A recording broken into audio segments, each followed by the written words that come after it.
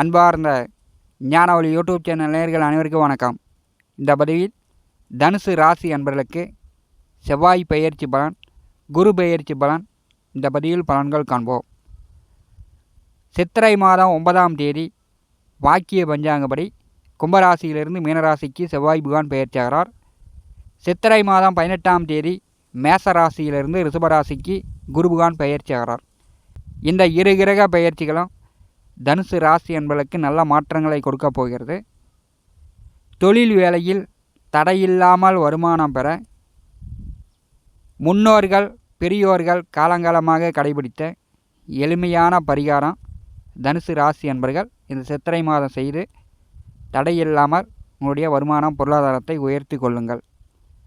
கிராமப்புறங்களிலும் சரி நகர்ப்புறங்களிலும் சரி அரச மரத்தடியில் பிள்ளையார் இருப்பார். ஆறு குளம் ஏரி குட்டை நடு ஊர்லேயும் சரி ஊர் ஓரத்திலும் சரி அரச மரத்தடியில் பிள்ளையார் இருப்பார்.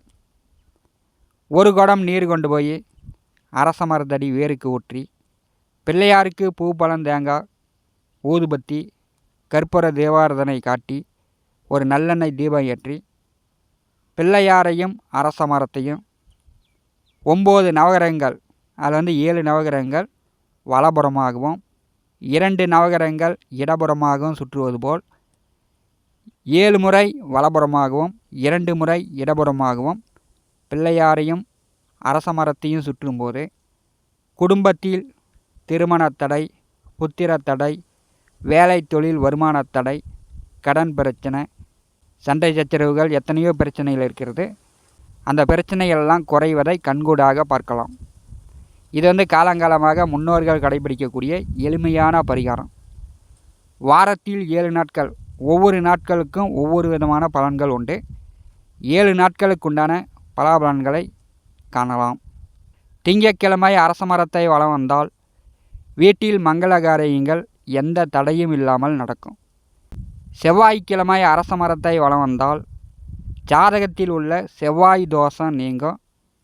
உடன் பிறந்தவர்களுடன் நல்ல அந்நியோன்யம் ஒற்றுமை ஏற்படும். நிலபுல சொத்துக்கள் வழியில் தகராறு வில்லங்க பிரச்சனை தீரும். வீடு மனை நிலம் வாங்கக்கூடிய யோகம் ஏற்படும். புதன்கிழமை அரச மரத்தை வலம் வந்தால் வியாபாரம் பன்மடங்கு லாபங்கள் தரும். சுய புத்தி வேலை செய்யும். கை கால் நடுக்கம், நரம்பு தளர்ச்சி, புத்தி சுவாதீனம் சரியாகும். வியாழக்கிழமை அரச மரத்தை சுற்றி வந்தால் கல்வியில் சிறந்து விளங்கலாம். தடைப்பட்ட கல்வியை தொடரலாம். தடைப்பட்ட திருமணம் நடக்கும். புத்திர பேறு கிடைக்கும். நல் புத்திரர்கள் உண்டு. தங்க நகை ஆபரணம் எடுக்கலாம். சரளமாக பணம் வரும். வெள்ளிக்கிழமை அரச மரத்தை சுற்றி வந்தால் சகல சௌபாக்கியங்கள் கிடைக்கும். நல்ல ஆடை ஆபரணம், சொகுசான வாழ்க்கை, வண்டி வாகனம், சுகபோக வாழ்க்கை வெள்ளிக்கிழமை அரச மரத்தை சுற்றி வரும்போது ஏற்படும். சனிக்கிழமை அரச மரத்தை சுற்றி வந்தால் வேலை தொழிலில் ஏற்பட்ட தடைகள் நீங்கும். தரித்திரம் நீங்கும். நீண்ட ஆயுள் ஆரோக்கியம் ஏற்படும். மகாலட்சுமியின் அருள் பரிபூரணமாக கிடைக்கும். சனிக்கிழமை அரச மரத்தை சுற்றி வரும்போது. ஞாயிற்றுக்கிழமை அரச மரத்தை சுற்றி வரும்போது தீராமல் இருக்கும் நோய் நொடி தொந்தரவுகள் தீரும். தந்தை வழியில் ஆதரவு உண்டு. அரசு வழியில் ஆதாயம் உண்டு. அரசு வேலைக்கு முயற்சி செய்து கொண்டிருப்பவர்கள் ஞாயிற்றுக்கிழமை அரச மரத்தை சுற்றி வரும்போது உடனே பலிதமாகும். வாரத்தில் 7 நாளில் உங்களுக்கு எந்த நாள் சௌரியமாக இருக்கிறதோ காலை 6 மணிக்குள் மாலை 6 மணிக்குள் இந்த பரிகாரம் செய்யுங்க. இது காலங்காலமாக முன்னோர்கள் கடைபிடிக்கக்கூடிய பரிகாரம். மிக எளிமையான பரிகாரம். நம்ம உள்ளூர்லேயே இந்த பரிகாரம் செய்து எப்பேற்பட்ட குடும்பத்தில் தோஷம் இருந்தாலும் அதை நிவர்த்தி செய்யக்கூடிய பரிகாரம். அரச மரத்தில்தான் மும்மூர்த்திகள் பிரம்மா விஷ்ணு சிவன் மும்மூர்த்திகள் குடியிருக்கிறார்கள். அரச மரத்தடியில்தான் பிள்ளையார் வீற்றிருக்கிறார். பிள்ளையாருடைய அருளும் கிடைக்கும். அரச மரத்துடைய அருளும் கிடைக்கும். இந்த பரிகாரத்தை தனுசு ராசி என்பர்கள் செய்யுங்க. தொழில் வேலையில் தடையில்லாமல் வருமானம் பெறலாம்.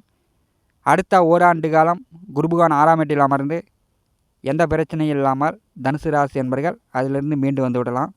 காலை 6 மணிக்கு மாலை 6 மணிக்குள் இந்த பரிகாரம் செய்ய வேண்டும். ஒரு குடம் நீர் கொண்டு போய் அரச மரத்தடியில் ஊற்றி பிள்ளையாருக்கு பூபலம், தேங்காய், ஊதுபத்தி, கற்பூர ஆராதனை காட்டி ஒரு நல்லெண்ணெய் தீபம் ஏற்றி பிள்ளையாரை கும்பிட்டு வலப்புறமாக 7 சுற்றும் இடப்புறமாக 2 சுற்றும் சுற்றி அரச மரத்தையும் பிள்ளையாரையும் வணங்கும்போது முழுமையான அருள் பரிபூரணமாக கிடைக்கும். சித்திரை மாதம் 9ஆம் தேதி வாக்கிய பஞ்சாங்கப்படி கும்பராசியிலிருந்து மீனராசிக்கு செவ்வாய் பகவான் பெயர்ச்சியாகிறார். தனுசு ராசிக்கு 5ஆம் வீட்டிற்கும் 12வது வீட்டிற்கும் அதிபதியானவர் செவ்வாய். கடந்த 45 நாட்களாக சனியுடன் கூட்டணி சேர்ந்து கிரக யுத்தத்தில் சஞ்சாரம் செய்தார். எதிரக்கூடிய ஒரு 38 நாட்கள் ராகுவுடன் கூட்டணி சேர்ந்து தோஷத்தில் செவ்வாய் பகவான் சஞ்சாரம் செய்வார். தனுசு ராசிக்கு 4ஆம் இடம் சுகஸ்தானம். வீடு, மனை, வண்டி, வாகனம், நிலபுல சொத்துக்கள், தாயார், தாய் வழி உறவுகளை குறிக்கக்கூடிய இடத்தில் செவ்வாய் பகவான் சஞ்சாரம் செய்யும்போது தனுசு ராசி என்பர்கள் கடந்த மாதம் வீடோ, மனையோ, நிலமோ, வண்டியோ, வாகனமோ விற்கணும்னு விலை சொல்லி கொண்டு இருப்பவர்களுக்கு நல்ல விலை வரும், விற்கக்கூடிய வாய்ப்பு உண்டு. ஒரு சிலர் வீடோ, மனையோ, நிலமோ வாங்கணும்னு நினைத்து கொண்டிருப்பவர்கள் எதிர்வரக்கூடிய 38 நாட்களுக்குள் வீடோ, மனையோ, நிலமோ, வண்டியோ, வாகனமோ வாங்குவதற்கான வாய்ப்புகள் உண்டு. 4ஆவது வீட்டில் செவ்வாய் பகவான் சஞ்சாரம் செய்யும்போது உங்களுடைய தாயாருக்கு உங்கள் செயல்பாடுகளால் கொஞ்சம் கோபதாபங்கள் வரக்கூடிய வாய்ப்புகள் உண்டு. தாயார் உடல் ஆரோக்கியத்தில் சற்று கவனம் எடுத்துக்கொள்ளக்கூடிய அமைப்பு தனுசு ராசி அன்பர்களுக்கு உண்டு. முதல் 4 நாட்கள் புரட்டாதி நட்சத்திரத்தில் குருபகான் நட்சத்திரத்தில் செவ்வாய் பகவான் சஞ்சாரம் செய்யும்போது குருபகான் மேச ராசியில் சஞ்சாரம் செய்கிறார். குருவும் செவ்வாயும் பரிவர்த்தன யோகம். திருமணம் செய்து ஓரிரு வருட காலமாக புத்திர பாக்கியம் இல்லாதவர்களுக்கு புத்திர பாக்கியம் கிடைக்கும். குலதெய்வ அருள் பரிபூர்ணமாக உண்டு. முன்னோர்களுக்கு, இறந்த பெரியோர்களுக்கு கர்ம காரியங்கள், ஏம காரியங்கள் செய்யாமல் இருக்கக்கூடியவர்கள் வைகாசி மாதம் 1 முதல் 19க்குள் இறந்த முன்னோர்களுக்கு கர்ம காரியங்கள், ஏம காரியங்கள் செய்து கொள்ளலாம். அதற்குண்டான வாய்ப்புகள் உண்டு. முதல் 4 நாட்களுக்கு பிறகு சனி பகவானுடைய நட்சத்திரத்தில் சித்திரை மாதம் இறுதி வரை செவ்வாய் பகவான் சஞ்சாரம் செய்யும்போது தனுசு ராசி என்பவர்களுக்கு பணப்பிரச்சனை ஓரளவு தீரும்.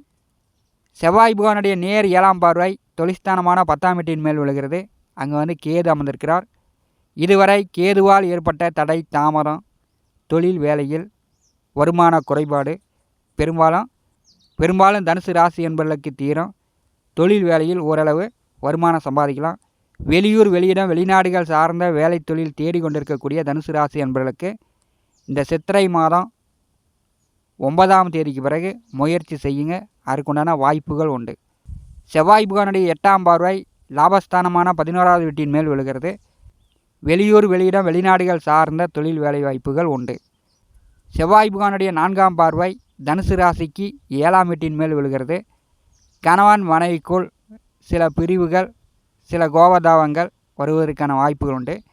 தனுசு ராசி என்பர்கள் கொஞ்சம் விட்டு கொடுத்து அனுசரித்து செல்வது நல்லது. சித்திரை மாதம் 18ஆம் தேதி மேச ராசியிலிருந்து ரிஷபராசிக்கு குருபகான் பெயர்ச்சியாகிறார். தனுசு ராசிக்கு 6ஆம் இடம். தனுசு ராசிக்கும் 6ஆம் வீட்டிற்கும் சகட யோகமாக குருபகான் அடுத்த ஓராண்டு காலம் சஞ்சாரம் செய்வார். 6ஆம் இடம் என்பது பகை, நோய், கடன், எதிரி, உயர் பதவி, கூடுதல் சம்பளம், பிரமோஷன், இப்படி 6ஆம் வீட்டிலிருந்து சுபகிரகம் குருபகான் சஞ்சாரம் செய்யும்போது முதல் விஷயமாக தனுசு ராசி என்பர்கள் உடல் ஆரோக்கியத்தில் கவனம் எடுத்துக்கொள்ள வேண்டும். சரியான நேரத்தில் சாப்பிட்டு சரியான நேரத்தில் ஓய்வு எடுத்துக்கொள்ள வேண்டும்.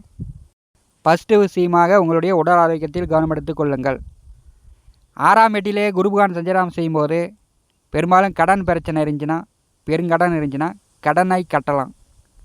அல்லது கடன் வாங்கணும், வீடோ, மனையோ, நிலமோ அல்லது சுபகாரியங்களுக்கோ கடன் வாங்கணும் அப்படின்னு பேங்கில் லோன் கேட்டிங்கன்னா அடுத்த ஓராண்டு காலம் உங்களுக்கு லோன் கிடைக்கும். சித்திரை மாதம் 18ஆம் தேதிக்கு பிறகு கடன் வாங்கக்கூடிய நிலையும் தனுசு ராசி என்பர்களுக்கு உண்டு. 6ஆம் வீட்டில் குருபகான் சஞ்சாரம் செய்யும்போது தனுசு ராசி என்பர்கள் வயிறு சார்ந்த பிரச்சனை வரும். சரியான நேரத்தில் சாப்பிட்டு சரியான நேரத்தில் ஓய்வு எடுத்துக்கொள்ளுங்கள். 6ஆம் வீட்டில் குருபகான் அமர்ந்து 10ஆம் வீட்டை பார்வை செய்யும்போது தொழில் வேலை மூலம் கொஞ்சம் கடுமையாக கஷ்டப்படக்கூடிய நிலையும் தனுசு ராசி என்பர்களுக்கு ஏற்படும். தொழில் வேலையில் ஓரளவு நல்ல வருமானங்கள், நிம்மதியான பணம் சம்பாதிக்கக்கூடிய வாய்ப்பு தனுசு ராசி அன்பர்களுக்கு உண்டு. குரு பகவானுடைய நேர் 7ஆம் பார்வை விரயத்தின் மேல் விழுகிறது. வெளியூர், வெளியிடம், வெளிநாடுகள் சார்ந்த வேலை தொழில் அல்லது வெளிநாட்டில் தங்கியிருக்கக்கூடியவர்களுக்கு உயர்நிலை கண்டிப்பாக உண்டு.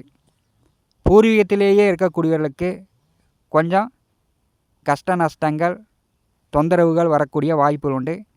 உங்களை சுற்றி இருப்பவர்கள், பகையாளி, எதிரிகள் கொஞ்சம் போட்டி போடக்கூடிய, பொறாமைப்படக்கூடிய நிலையும் தனுசு ராசி அன்பர்களுக்கு ஏற்படும். குரு பகவானுடைய 9ஆம் பார்வை 2வது வீட்டிற்கு விழுகிறது. தடைப்பட்ட சுபகாரியங்கள் நடக்கும். அடுத்த ஓராண்டு காலம் மற்றவர்களுக்கு கொடுத்த வாக்கை எப்பாடுபட்டாவது காப்பாற்றுவீர்கள். அதற்குண்டான வாய்ப்புகள் உண்டு. சித்திரை மாதம் 9ஆம் தேதி செவ்வாய் பெயர்ச்சியும், சித்திரை மாதம் 18ஆம் தேதி குரு பெயர்ச்சியும் தனுசு ராசி என்பதற்கு நல்ல மாற்றங்களை கொடுக்க போகிறது. வீடு, மனை, நிலம், மண் சார்ந்த விஷயங்களில் ஏற்பட்ட தடை தாமதங்கள், சட்ட சிக்கல்கள் அதெல்லாம் தீரப்போகிறது. செவ்வாய் பகவான் சுகஸ்தானத்தில் அமரும்போது வீடு மாற்றம், இடமாற்றம் தனுசு ராசி என்பர்கள் எதிர்வரக்கூடிய ஒரு 38 நாட்கள் எதிர்பார்க்கக்கூடிய அமைப்பாக இருக்கும். இந்த காணொலியை பற்றி உங்களுடைய மனநல கருத்துக்களை நம்முடைய கமெண்ட் பாக்ஸில் பதிவு செய்யுங்கள். நம்முடைய ஞானவழி யூடியூப் சேனலை பார்த்து கொண்டிருக்கக்கூடிய அன்பர்கள், இதுவரை சப்ஸ்கிரைப் செய்யாத அன்பர்கள் மறக்காமல் நம்முடைய சேனலை சப்ஸ்கிரைப் செய்து கூட இருக்கின்ற ஆல் பட்டனை அழுத்திங்க. தினந்தோறும் நம்முடைய சேனலில் ஜோதிட பலன்கள் பதிவிடப்படும். உடனுக்குடன் பார்த்து பயன்பெறுங்கள். நன்றி, வணக்கம்.